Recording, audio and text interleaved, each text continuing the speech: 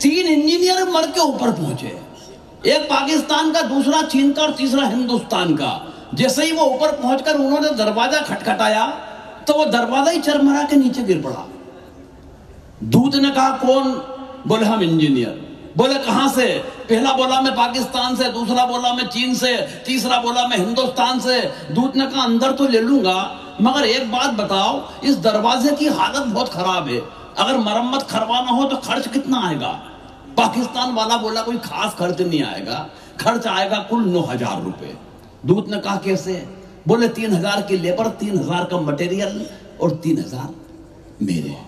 चीन वाले से पूछा तू बता, बोले खर्च आएगा 12,000। बोले कैसे? बोले 4,000 की लेबर, 4,000 का मटेरियल और 4,000 मेरे। अब आया हिंदुस्तान वाले का नंबर, बोले खर्च आएगा 29,000 रुपए। बोले कैसे? बोले देख 10,000 तो तेरे। ये ताली की बात नहीं है, ताली की बात तो अगली है जिस पे पूरा सदन बजाएगा। बोले 10,000 तो तेरे, 10,000 मेरे। बच्चे कितने? बोले 9। बोले इस पाकिस्तानी को ठेका दे देंगे, बनाता रहेगा।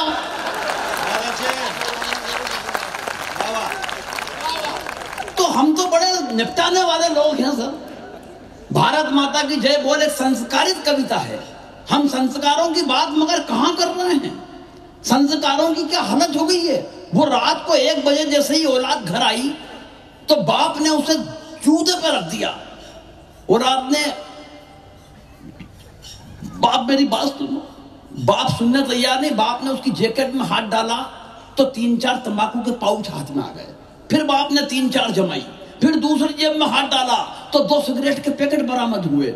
बाप ने फिर दुचाई की, अंदर की जेब में हाथ डाला तो 3-4 लड़कियों के फोटो गिर पड़े। बाप ने आपा खो दिया, आधे घंटे तक ऐसी धुलाई की और बेटा एक ही बात कहता कि मेरा बाप मेरी बात सुनो, मेरा बाप मेरी बात सुनो। बाप सुनने तैयार नहीं। 1 घंटे बाद बाप ने पूछा बता कब से चल रहा है ये सब?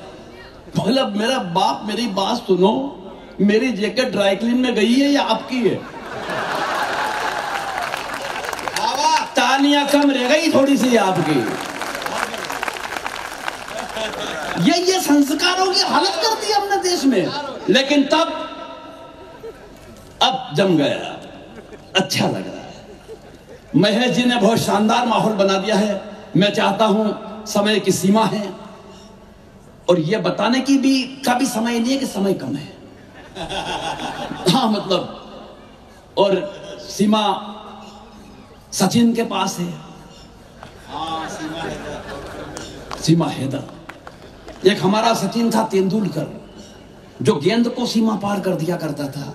ये बाद वाला आया जो सीमा पार से गेंद ही उठा लाया। और ताली इस बात पर बजाना कि गेंद भी वो वाली उठा के लाया है जिसमें साथ में 4 टेनिस बॉल मुफ्त में आई है।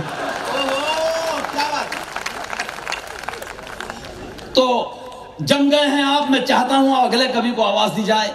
यह क्रम निश्चित रूप से हम वहां तक पहुंचाना चाहते हैं जहां पद्मश्री सुरेंद्र शर्मा जी हैं। लेकिन मैं चाहता हूं कि हमारे बीच एक हैंडसम आदमी, एक खूबसूरत नौजवान, जिसने अपनी यात्रा एक छोटे से शहर चौथ का बरवाड़ा, जो सवाई माधोपुर का एक छोटा सा कस्बा है, वहां से शुरू की। लेकिन हिंदुस्तान के सबसे बड़े शो में, the great laughter challenge show, जिसमें नवजोत सिंह सिद्धू और शेखर सुमन, मेरे ख्याल से बात होगी 2008 की, 17 साल पहले जिसने चैंपियनशिप जीत ली, सीजन 4 था वो। एक बार सुरेश अलबेला के लिए पूरे सदन की तालियां बजे। कपिल शर्मा शो में भी आपने इस सुहावनी सूरत को निहारा होगा। हिंदुस्तान की कई जितनी भी टीवी चैनल्स हैं, चाहे वो कवि युद्ध हो, लपेटे में नेताजी हो, सब में भाई पाया जाता है। मैं 4 पंक्तियां सुरेश अलबेला के लिए पढ़ रहा हूं, थोड़ा माहौल बना देना बस। अकलमंदी हमारे नाम के आगे नहीं जुड़ती, मगर भोले नहीं उतने कि जितने आम दिखते हैं, और भले ही चेक पर दस्तखत करना नहीं आता, बड़ी कारीगरी से हम दिलों पे नाम लिखते हैं। मैं आपके दिलों पर अपना नाम अंकित करवाने के लिए आवाज देता हूं, भाई सुरेश अलबेला। तालियां पूरे सदन की एक बार बज जाएं ताकि उनका मूड बन जाए।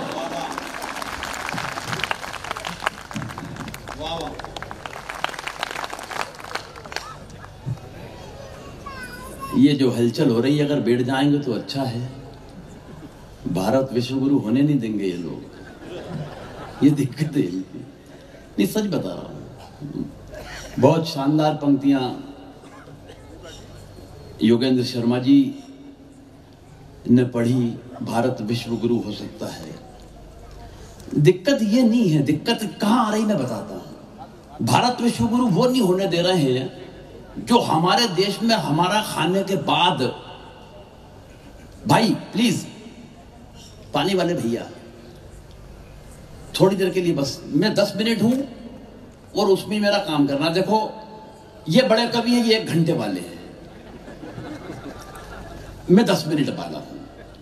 आप ये समझो कि मेरा मित्र है, वो YouTube पर रोजाना राहुल गांधी जी को 1 घंटे सुनता है और मोदी जी को 10 मिनट सुनता है।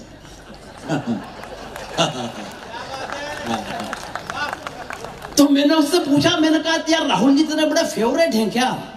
बोले नहीं, बात ये नहीं है राठी जी, मुझे मोदी जी की 10 मिनट में समझ में आ जाती है। तालियां कम हैं आपकी। तो बस वो 10 मिनट है मेरे पास जिसमें मुझे काम करना है। मैं कह रहा था सर, भारत को सिरमौर होना है और रहेगा, लेकिन जब भारत में एक आवाज आती है कि भारत तेरे टुकड़े होंगे इंशाअल्लाह, सुनी होगी आपने, जेएनयू से एक आवाज आई। देखो ये वीर रस के बड़े कवि हैं योगेंद्र शर्मा जी, ये अपने हिसाब से निपटाते हैं। मुझे मिल गया वही तलवार घुमाता हुआ, भारत तेरे टुकड़े होंगे। मैंने आवाज लगाई, मैंने कहा यहां। बोले क्या भाई साहब? मैंने कहा क्या करेगा? बोले भारत के टुकड़े। बहुत बारीक बात कह रहा हूं, अगर बात पहुंच जाए तो मुझे बताना कि मैं माहेश्वरी समाज के जागरूक लोगों में खड़ा हूं। मैंने कहा क्या करेगा? बोले भारत के टुकड़े। मैंने कहा मूर्ख, वो काम करना चाहता है जो हम 77 बरस पहले कर चुके हैं। अभी एक बात बता, 500 रुपए कमाना चाहता है तो उसने तलवार मेरे पांव पे रख दी। बोले हाँ भाई साहब। मैंने निकाला जेब से 2000 का नोट, तब चलता था। बोले भाई साहब ये तो 2000 है। मैंने कहा 500 तू रख, 1500 मुझे वापस लाके दे। बोले भाई साहब क्या बात कर रहे हो, 1500 रुपए मेरी जेब में होते तो क्या मैं भारत के टुकड़े करता? अच्छा मैंने कहा बाजार जा, छुट्टे करा के ला। 1 घंटे बाद पसीने में तरबतर लथपथ होके वापस आया। बोले भाई साहब कोई नहीं तोड़ रहा। मैंने कहा मूर्ख, अब एक बात समझ ले, जिस नरेंद्र मोदी के बनाए हुए कागज के टुकड़े के तो टुकड़े नहीं करा पाया, उसके हिंदुस्तान के टुकड़े तो कहां से करा? क्या बात।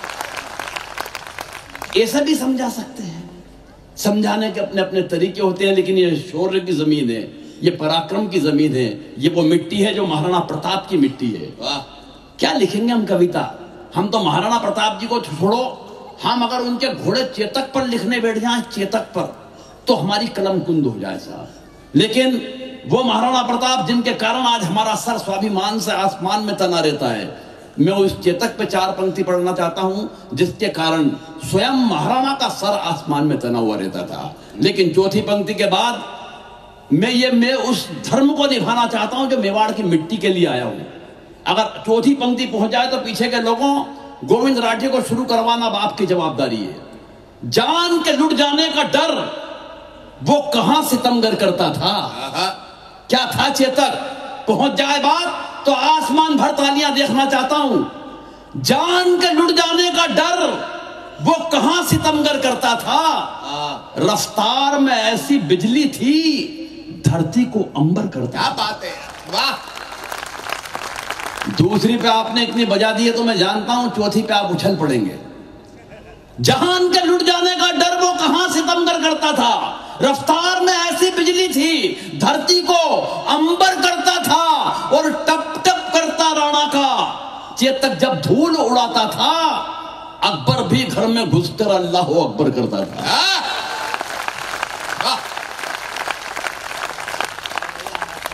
वो मिट्टी है ये।